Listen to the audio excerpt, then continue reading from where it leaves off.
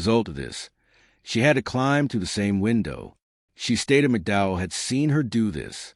However, all of this information still didn't convince the police. Due to this, they continued to believe that there wasn't enough evidence against the man to press charges. In 1987, McDowell was convicted of assaulting the woman whose home he broke into and was sentenced to 10 years in prison.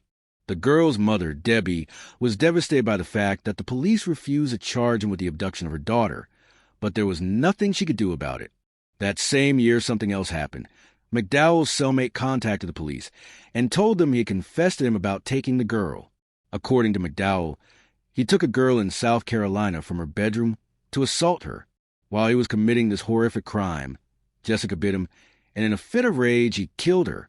He stated he dismembered the remains, took them to a field, and then left them there. Detectives in the case went to the prison to speak with him. McDowell didn't even bother to deny the facts. He said he was willing to confess if he was given full immunity. The detectives clearly couldn't agree to terms like these. So, once again, the team comes up empty-handed. Learning that McDowell had escaped punishment, his cellmate wrote a letter to the victim's mother and told her the story. Once again, the poor woman was devastated by the fact that McDowell was allowed to evade justice, but there was still nothing she could do about it. Frustrated by the lack of action, the mother decided to conduct her own investigation. At one point, she discovered an abandoned car that had previously belonged to McDowell and inspected it. On one of the seats, Debbie noticed threads and fabric fibers that matched the color of her daughter's pajamas, the ones she was wearing the night of her disappearance. The police still didn't rush to pursue this new lead.